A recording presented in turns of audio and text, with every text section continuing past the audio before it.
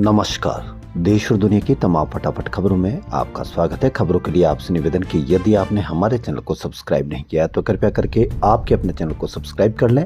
आप सब्सक्राइब करते हैं तो हमें हिम्मत होती है सही और सच्ची खबरें आप तक पहुंचाने की, वरना मीडिया किस तरह की खबरें आपको दिखा रहा है यह आप भली भांति जानते हैं। मीडिया ने पूरे दिन भर आपको वंदे मातरम के टुकड़े किए इसकी खबर दिखाई, लेकिन आज राहुल गांधी ने कहा है कि आरएसएस सभी संस्थाओं पर कब्जा करना चाहती है। तो वंदे मातरम पर टुकड़े की चर्चा या मीडिया पर खबर आज पूरे दिन भर या कल पूरे दिन भर दिखाई दी, लेकिन आरएसएस सभी संस्थाओं पर कब्जा करना चाहती है, यह कहना है राहुल गांधी का। इस पर आप मीडिया पर कितनी चर्चा देखेंगे या कितनी कवरेज देखेंगे या मीडिया पर कितनी इसकी खबर आएगी, इसको ही आपको अंतर समझना है। तो क्या है आज की बड़ी खबर? शीतकालीन सत्र के 7वें दिन यानी आज लोकसभा में चुनाव सुधारों और स्पेशल इंटेंसिव रिवीजन पर चर्चा चल रही है। राहुल गांधी ने कहा कि आरएसएस सभी संस्थाओं पर कब्जा करना चाहती है। चुनाव आयोग कब्जा किया जा रहा है। चुनाव में भाजपा इसका इस्तेमाल कर रही है। राहुल गांधी ने कहा कि ED, CBI, IB, income tax department पर कब्जा किया जा रहा है और ये सब आरएसएस कर रहा है। राहुल गांधी ने कहा कि सीजीआई को सीईसी की नियुक्ति प्रक्रिया से हटाया गया। मैं बैठा था, एक तरफ पीएम मोदी और अमित शाह बैठे और दूसरी तरफ मैं। किसी प्रधानमंत्री ने ऐसा नहीं किया। दिसंबर 2023 में नियम बदल यह प्रावधान किया कि किसी भी चुनाव आयुक्त को दंडित नहीं किया जा सकता। यह 2024 के लोकसभा चुनाव से ठीक पहले किया गया। सीसीटीवी और डेटा को लेकर नियम बदले गए। सत्ता के साथ चुनाव आयोग का तालमेल है। यह डेटा का सवाल नहीं, चुनाव का सवाल है। मेरे पास इसके सबूत है। बीजेपी लोकतंत्र को डैमेज करने के लिए चुनाव आयोग का इस्तेमाल कर रही है। इस पर भी आप अवश्य कमेंट करके बताएं कि क्या राहुल गांधी सही बोल रहे हैं, लेकिन आप मीडिया पर कितनी इसकी कवरेज देखते हैं, कितनी आप इसकी चर्चा देखते हैं।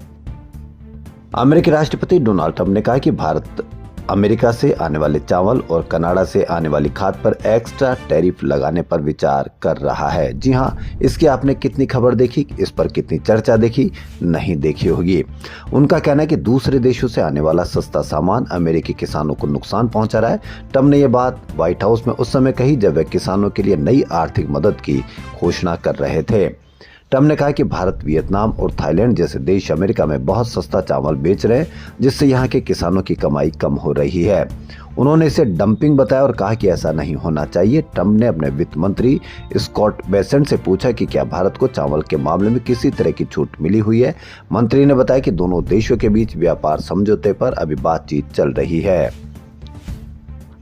फिल्म 3 इडियट का सीक्वल बनने जा रहा है, जिसमें आमिर खान, करीना कपूर खान, आर माधवन और शर्मन जोशी दोबारा एक साथ नजर आएंगे। फिल्म का निर्देशन राजकुमार हिरानी करेंगे, जबकि विधु विनोद चोपड़ा, हिरानी और आमिर खान मिलकर इस प्रोजेक्ट को प्रोड्यूस करेंगे। ऐसा दावा एक रिपोर्ट में किया गया है।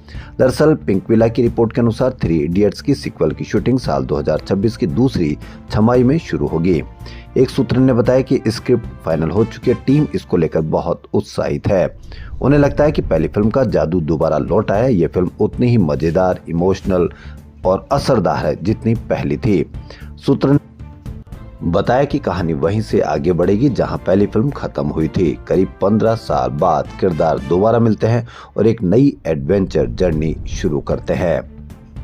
संसद में वंदे मातरम पर चर्चा के बीच कूच बिहार में मंगलवार को आयोजित एंटी-एसआईआर रैली में ममता बनर्जी ने कहा, ममता बनर्जी की आप कहीं पर भी कोई खबर नहीं देखेंगे कि उन्होंने क्या कहा।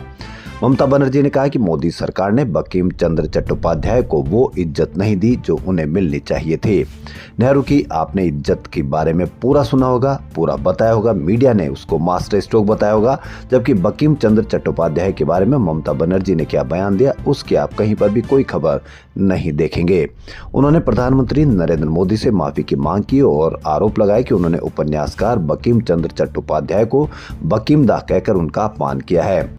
उन्होंने कहा कि जब देश को आजादी मिली थी तब पीएम पैदा भी नहीं हुए थे और फिर भी उन्होंने बंगाल के सबसे बड़े सांस्कृतिक प्रतीकों में से एक को यूं ही संबोधित करना चुना।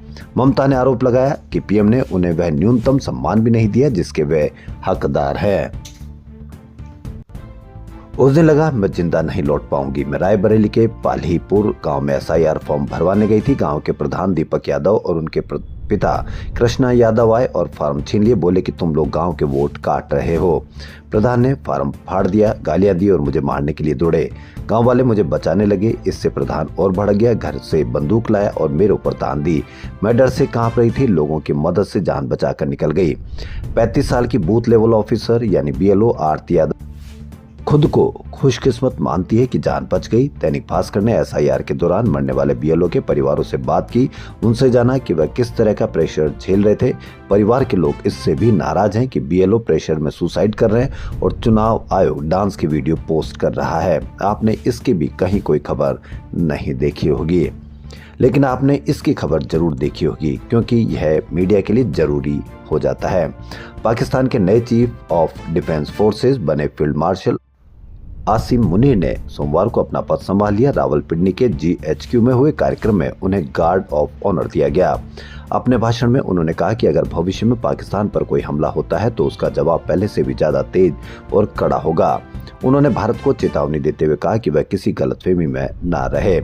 मुनीर ने कहा कि मॉडर्न युद्ध अब cyber space, electromagnetic spectrum, space information war, AI और क्वांटम कंप्यूटिंग जैसे नए क्षेत्रों तक बढ़ गया है। फोर्सेस को आधुनिक चुनौतियों के मुताबिक खुद को ढालना जरूरी है। मुनीर ने कहा कि मई में पाकिस्तान ने उनके नेतृत्व में भारत को मुंह तोड़ जवाब दिया था। उन्होंने ऑपरेशन सिंदूर के दौरान पाकिस्तानी सेना और नागरिकों के धैर्य और सहनशीलता की तारीफ भी की। दोनों टीमों के बीच यानी भारत और साउथ अफ्रीका के 5 मैचों की T20 सीरीज का पहला मुकाबला कटक के बाराबाती स्टेडियम में खेला जाएगा। भारत वनडे सीरीज 2-1 से जीत चुका है और T20 में भी जीत के साथ शुरुआत करना चाहेगा। वहीं साउथ अफ्रीका ने टेस्ट सीरीज 2-0 से जीती थी। 2018 से अब तक अफ्रीकी टीम भारत के खिलाफ न भारत में और न ही अपने घरेलू मैदान पर कोई T20 सीरीज जीत पाई है। पहला T20 शाम 7 बजे से शुरू होगा और टॉस 6:30 बजे होगा। इस मैच में उपकप्तान शुभमन गिल और ऑलराउंडर हार्दिक पांड्या चोट के बाद वापसी करेंगे। अब तक भारत और साउथ अफ्रीका के बीच 31 T20 इंटरनेशनल मैच खेले गए हैं। इनमें भारत ने 18 मैच जीते जबकि साउथ अफ्रीका ने 12 बार जीत हासिल की है।